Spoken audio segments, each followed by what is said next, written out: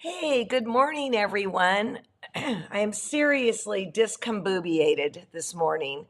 Whenever I go away and, I've been all hyped up and stuff, I always get a really good night's sleep. Like last night might have been like 14 hours.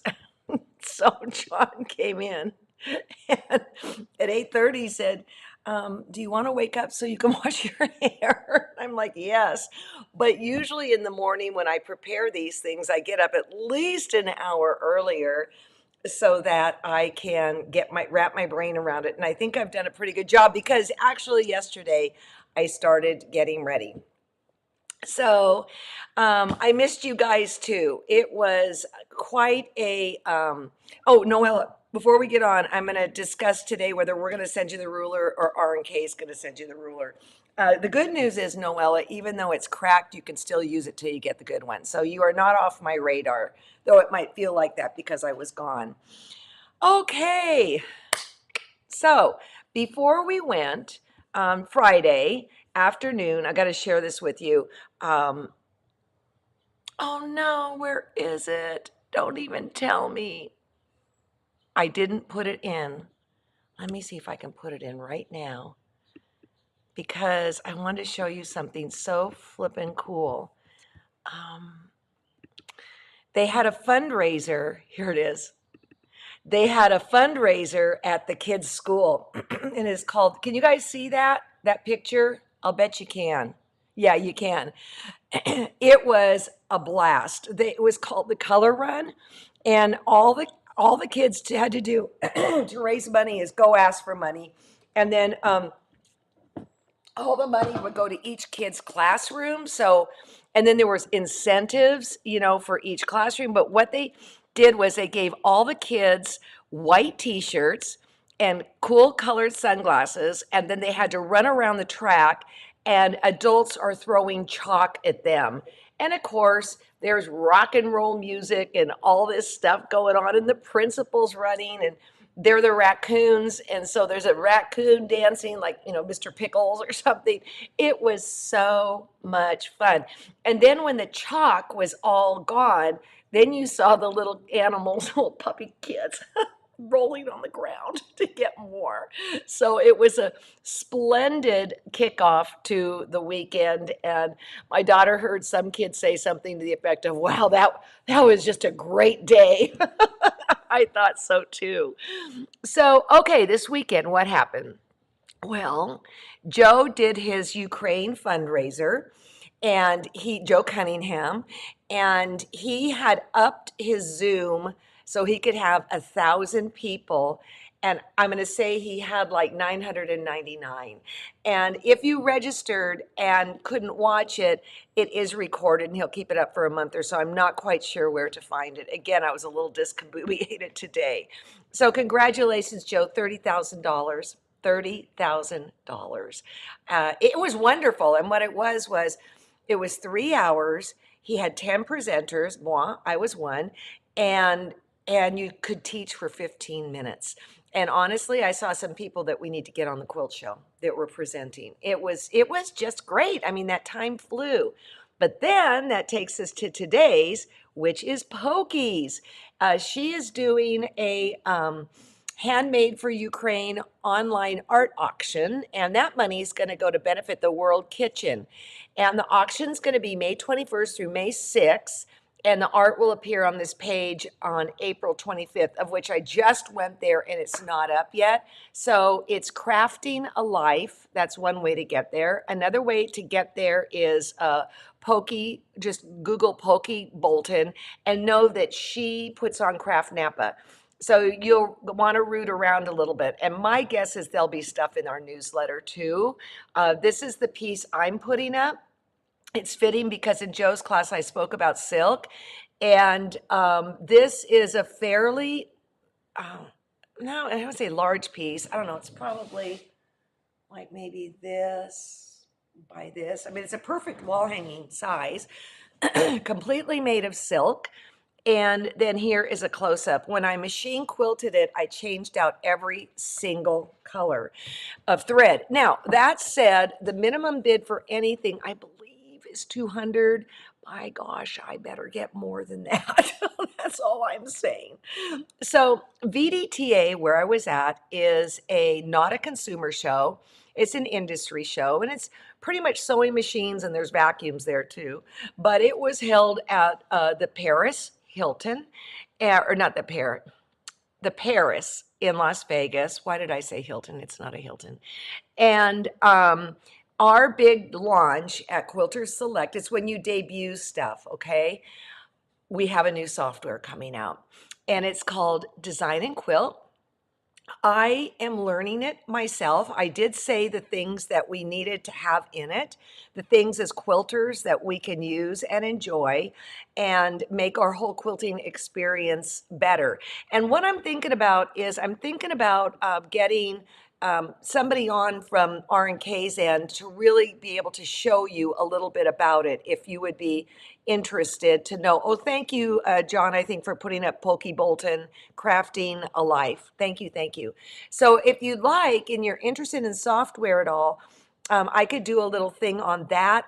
Personally, I'm not comfortable being the leader. I'm holding the baton on that one, the Olympic torch, but I'm certainly have had fun playing around with it, and it has a ton of possibilities, and it's built on, if you're familiar with the Floriani software, which people love because it's the most straightforward software for embroidery, it's kind of built on the same platform, completely different, but it will look very familiar to you. Okay, then what else? Oh, so being that we were at the Paris, of course, what would Paris be without an Eiffel Tower? They had a pool party one night. Oh man, the pool's on the third floor, and it was nice. And here is the balloon, but it's not when you're in Paris or in Vegas, it's who you run into. And at that party reception, I had the opportunity to hang out with Martha Pullen. And her new handle is Rock Star Sewist, Rock Star something, because I don't want to get into it, but she can't use her name, Martha Pullen. So it's Rock Star if you want to find her. But I think one of the things that really struck me about being there, okay, so you see the beautiful Eiffel Tower, the balloon, and all that. Well, look how sexy this is. This is right outside my hotel window.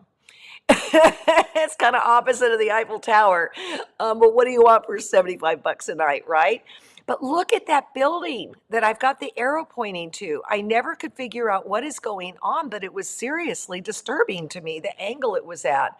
If any of you know what it is, I would love that to know. Okay, so here we are. I built a couple blocks yesterday, thank goodness. I would have been crying this morning. And, well, let's go down on this camera, okay? And a couple things you want to know. When we're building the rows together now. Well, that might be nice if I showed you. This is what we're going to be doing now, is are building these rows. You've got all of these made, and now we've got to use the grunge dot to set them in, all right? And what you have going on here is you have quarter square triangles, and I'm going to cut that for you because you want the outside edge of the quarter square triangle to be on grain.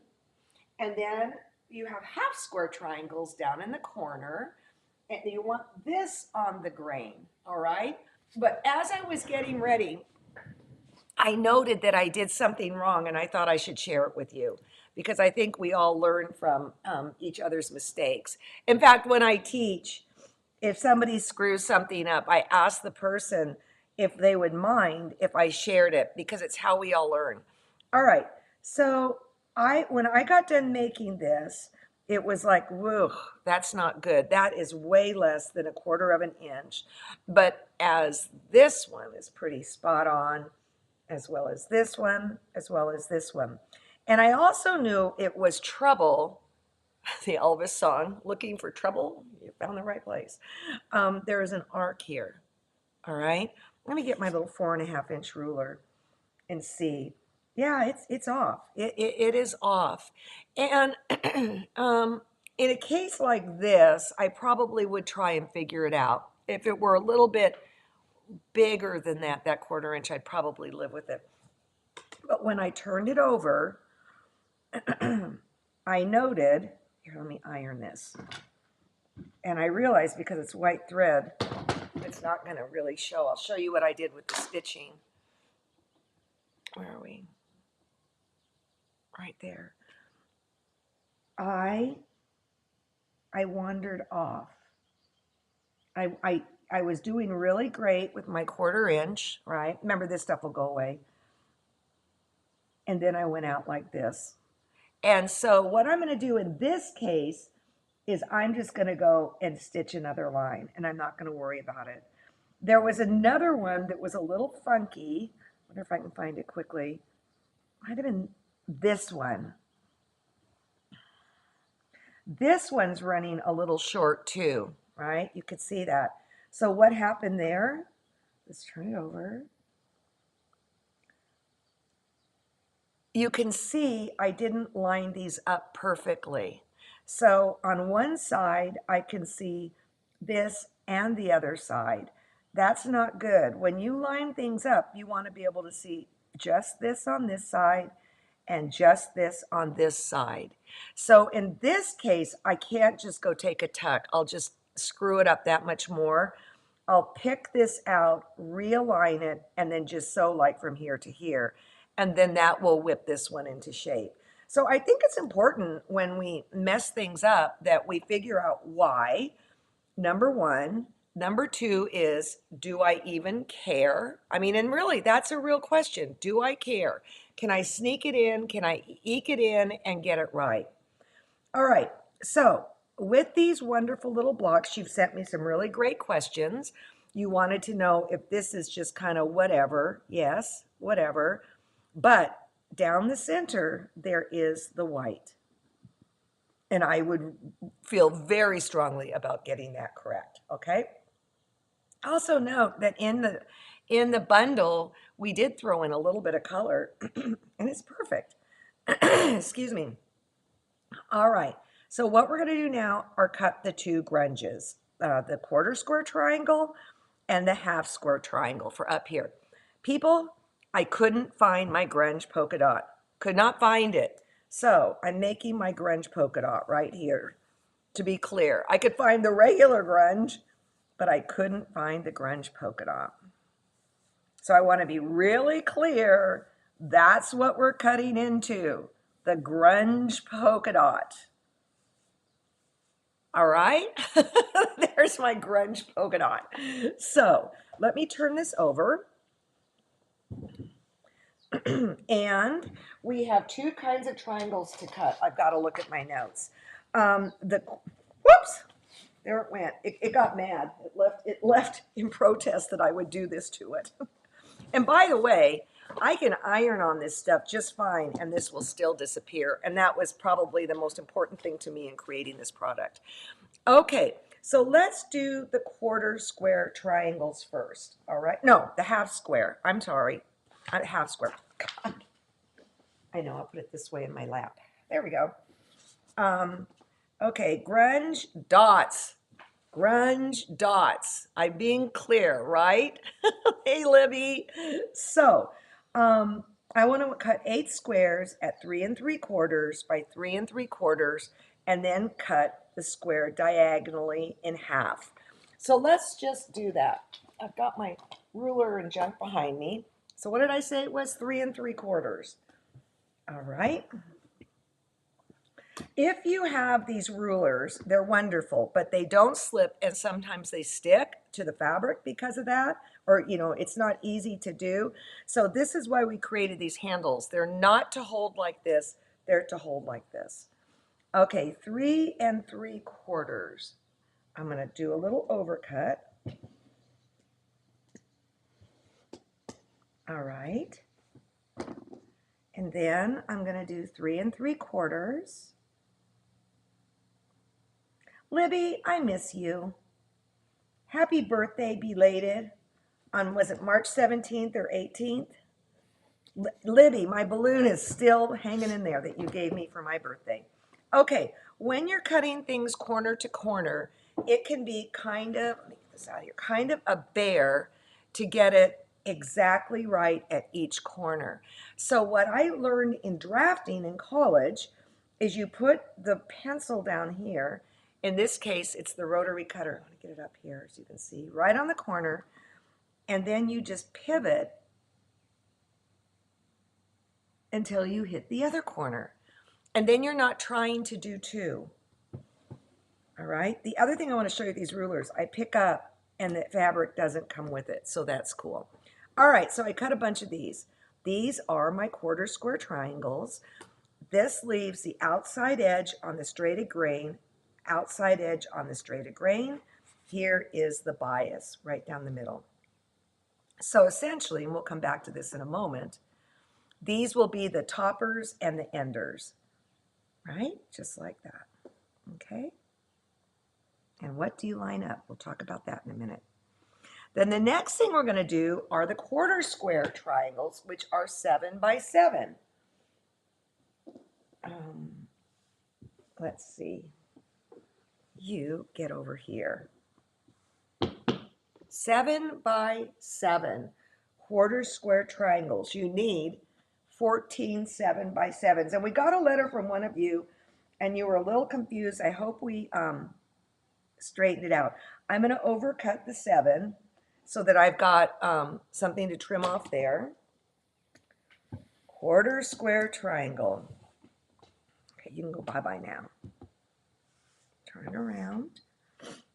7 by 7. Now, this Quilter Select ruler happens to have the extra ½ inch, so I'm very aware of the side that I'm using. All right. Note, I'm not holding it like this. I'm holding it like this. And then, there you go. And then now I cut it corner to corner, which of course my ruler isn't big enough. Of course. It has to be that way. I'm telling you, discombobulated. We had a very dear friend pass with pancreatic cancer, of which he was just diagnosed a couple of weeks ago. So that added into my being absolutely blown out. Again, put my ruler down here, although I just did it without it. Corner. If I were on my big mat, I could just twirl it using these rulers. So this is here. You know, the great thing about rotary cutting is that you really get accurate results. Get down there. Here. I should have done it the way I just taught you. There. Okay. So here we have, now we've got this on the straighted grain, this on the bias. Look, people, these are identical triangles, not in size, but this is so important in quilt making. For a half square triangle, there's your on grain. Cut a square, corner to corner, on grain. Quarter square, cut it this way, and then the outside edge is on grain. So they are completely opposite triangles. Completely opposite. And you want to handle them with kid gloves, by the way. So let's do this. What I'm going to do, I often put these dudes on last, the top, my circle grunge. Oh my gosh, can you even believe it? So what we're going to want to do, oops, that's wrong, is we want to get this, remember, keep this lined up white here, and this here. All right. So this comes into the category when weirdo shapes don't line up. This is pointing up. That's great because I can kind of guess where my 1/4 inch is when I flip it over. Excuse me. Let me take another drink. Right here. Lock this lined up. So what I'm going to do is I'm going to put this on here. One of the things that was funny in working on the software was they wanted to go rounding these tips and all that, and I called foul on that because so much of this tells you exactly what is, what is going on, where, etc. So let's go to this. And let's see, I always check again. Yep, there we go. John was so sweet. He knew how discombobulated I was this morning. And so he set this all up for me. Thank you, John. So right along here. I hope that's right. Every time you move it, you've got a 50% chance of goofing the whole thing up. Okay, so I'm looking at this side. I want to see this. This side, I want to see this. and when you scoot around these triangles, once they've been cut, be very careful. And pressing is a whole beast in itself too. See, I'm being careful not to wander off. Okay. There we go. Now I'm going to sew this one to this one. And there's that thing I didn't fix, so it's probably going to get cut off. But we know what happened, and that's probably the most important.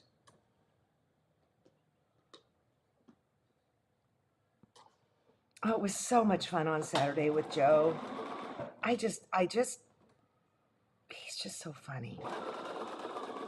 And I mean, this was all new technology, having, 1,000 people on Zoom and 10 different presenters. Can you imagine the nightmare he was setting himself up for? Holy Toledo. Yeah, see, it did get cut off. So that is something that I should have fixed, but you don't need to see me do that. Okay, now pressing. I turn over this mat. This is flipping huge, you guys. There we go. Okay, come on.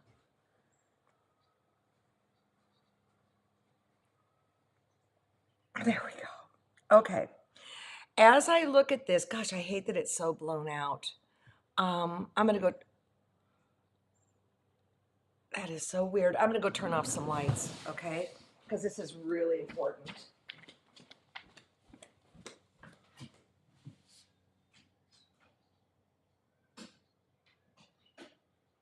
I hope this works. Does that work a little better? Yeah, okay. So this, my friends, I'm going to press towards the solid. Well, no, it really didn't help, did it? Oh, well. And then this one, I'm going to press towards the solid grunge, the polka dot grunge. This, people, is an exposed bias. Everything else here is totally safe to, press your brains out, but not this. You're going to want to press on a really firm surface, all right? And then I like to press on the upside, and I just hold it with my fingers. Again, this is the bias. Go up. Note how the iron is not even touching that. Nope. Up, off. Okay, and then this one. Where are you, little bias? Right there is your bias. And the reason I'm pressing from the top, look, I just stopped right there at the bias, is because I have less of a chance to press a tuck in there. And on these neutral quilts, let me tell you something right now. If you aren't pressing properly, you are not going to be happy with the results, all right? So now I want a pin. Let me get down here and see if this is better. Oh, yeah, that's great. Okay, I want a pin. I want to line these. That's not even a great press right there. I'm just a maniac when it comes to pressing. And I'm staying away from that edge. Get that puppy flat. I'm going to line up these seams in opposite directions. I'm going to have them, I can feel them kiss. Again, I'm being so careful, guys, because this is exposed bias, and underneath it is. I'm going to peek up like this and see that it's going correctly. And I'm going to drop a pin in. Let me get the pins down here.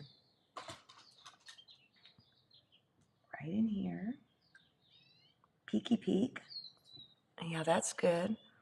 A 1/16 of an inch before and a 1/16 of an inch after that line. Then I'm going to go peekaboo and see if it's right, and it is. I've explained this before, but sometimes it's a hard concept to get. Okay, look, you're not supposed to sew over your pins. We all know that, right? We all know that. But what I do is I like to pin and go underneath the fabric right where the 1/4 inch is, right there, so that if I choose not to bring in my pin, take out my pins, you're not supposed to do that, but I'm just saying, the needle will come down and hit the fabric and scoot it to one side of the pin. Oops, there you go. Do you like my hand? Like that, and it'll scoot it to one side. I have wrecked a sewing machine doing this, just so you know, I have. And it had to go back to Chicago to the Swiss guys. Okay, now one thing you could do too, I'm not gonna pin anymore just because there's that bias. You could very easily, turn that off, very easily glue that end tip with the glue stick done to keep this puppy from shifting. Okay. Well, he said use the dual feed. Oh my gosh, thank you. Oh my gosh, thank you. I forgot to put on the dual feed. Oh, whoever you are, I love you. You're my favorite student, head of the class right now. If you've got one of these machines and you don't and you have a D foot on and the dual feed's not in, it's going to be a big hot mess, okay? Oh my gosh, you're my favorite. You win. It's like one of you the other day, I was laughing thinking about this. John, tell her she has lipstick on her teeth. That day she was my favorite. And then Noella's been my favorite when she's been so funny about, it's not funny, but getting product over that stupid American border to Canada. Oh my gosh, really? Okay, let's go back over to this one. Let's see, right there. Say a little prayer for me. Take them out. Yay! Okay, now all the biases have been sewn up, okay? So how am I going to press this? I'll probably break this seam and twirl it. I love it when you can do that. It's just like, it's fancy pants or something. Okay. So this one will, I didn't break that. I'm trying to watch all the Oscar movies, and I watched the dog one yesterday. Boy, it was slow. Oh, that's not good right there. It was slow. It was insanely intense. How I thought it was going to end wasn't. And then when the movie was over, I had to go read what the movie was about, and it was good. But wow, my favorite is Coda. The Eyes of Tammy Faye's pretty darn good. And there was another one I'm going to watch today. All right, so you could see here, I can press forever now because all of the biases have been sewn up. All right, so now what about the top and the bottom? The top, we'll start with the top. This is the top. So I've got these guys, my grunge dot. Where there's a will, there's a way. And what you're going to want to do is center this triangle right here. And you're going to end up with equal bunny ears on each side. Do you know the name, John, of the person who's my favorite student? Who are you? Yes, I always know, Ella, use glass head pins that are super fine silk. And in fact, that's what these are. Quilter Selects puts them out, and it's in this crazy little tin that's got a magnet in the bottom. Okay, so that is right there. Just drop in a little bit. I just like pinning, you guys. I mean, I suppose I could use a little glue right here, but because I'm not lining up seams, I don't have to be so in there. Okay, so here. Let's go sew it. Oh, VDTA, you guys, it was a love fest. I mean, these are people who haven't seen each other in 2 years. And there's even a panel that I missed. And I think there were 5 people on it. And people were actually weeping on the panel with the joy of being there and being with their compadres, etc. I mean, it was glorious. Okay. Now, the bias has been sown, so I can press its brains out because now when I look at it, it's all just done. Done and done. Oh, you little grunge dots. I should have designed you in the beginning. And then, again, the same thing here. Another trick I've learned in finding the center here is if you go like this, if you do wrong sides to wrong sides, and you go like that, that will just fit right into that seam beautifully. Yep, there you go. One more sew. And I don't think anybody came in my house and stole them. Maybe I took them back to work. I don't know. Again, people, it's been a flippin' week.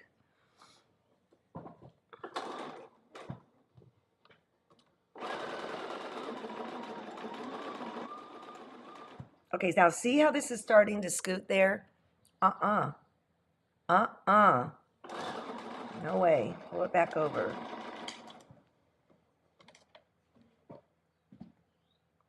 Cut.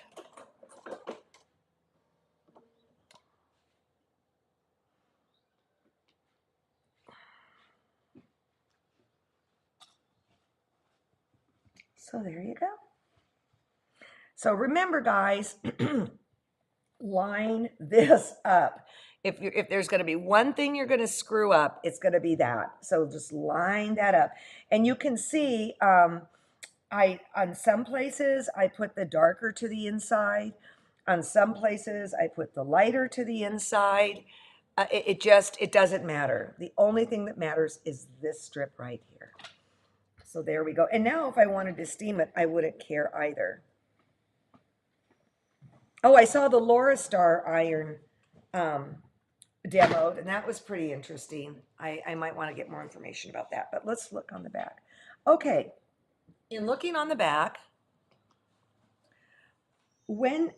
this is really nitpicky, but I'm really here trying to teach you the proper way. The fact that this thing got scooched here, the seam is not great, but I would want to make sure this is all flat. When I started quilt making, I thought nothing of when seams might go like this. Like some go some way and some go the other way, like this. Don't do that. Do not do that. It will make your top is going to look very, very messy. So that's kind of a 101 thing that as old timers know to be true. But I was thinking about this the other day. I used to be like, oh, who cares? Well, guess what? I care. Your quilt top cares. So, all right. Okay. I want to be your favorite neighbor. Okay. Roddy, you're my favorite neighbor. You know it too, because I gave you all those books. Oh, Nancy, thank you. It was Nancy that said engage your dual feed. If you're sewing on this machine and things start going cockeyed, your dual feed's not down. Okay, what's Nancy this? and Trudy. It was what, Nancy and Trudy? Yes. They're my BFFs right now, right? Okay. The building you were seeing. Oh, okay, the building I was seeing was the Veer Towers in Las Vegas, twin 37-story residential towers. Oh, I don't know. No, I think it went in like that, not this way. I don't know, but that was like, what the heck is? Yeah. Oof. So, what is up now? What's up next Wednesday? I don't know. I was going to do an interview today with Ellen Lindner. We loved her show. If you haven't watched it, go watch it. But her dad died this weekend, so we'll be picking that up and going from there. So, Ellen, our heart is with you. Ellen is of my age. And, even when your dad's, in his 90s, it doesn't make it any easier at all. So, Ellen, I'm with you. I salute you. We will work around your timing. All right. Oh, the other thing I got there at VDTA, Denise from Nettles, Denise Lopez, did a kick butt video on using the rulers, the Quilter Select rulers. One was a straight line, and then one was the half shell things, or the clam shells. And I learned things in that video that I did not know, and so I'll be sharing that with you. We're all learning together, and I think sometimes when you hear something, if it's not the right time for you to hear it, and then it becomes the right time, and then it ding ding. Okay, let's see. Okay. Hello all. Can we cut a 3 3/4 square from a 3 3/4 strip and then do the same for the 7? Yeah. Yeah, why not? Go ahead and do that, Wendy, because we're going to have enough of them. And there is enough fabric in this kit. The dots are more, and the background, we're a little more exact, but no, you can do that. Of course you can. Okay. All right, everybody. With this, I'm going to go work on something else now, but I just tell you, I love those Grinch dots. They missed the boat, Moda, for not working with me. Have a great day, and I will see you Wednesday. Bye-bye.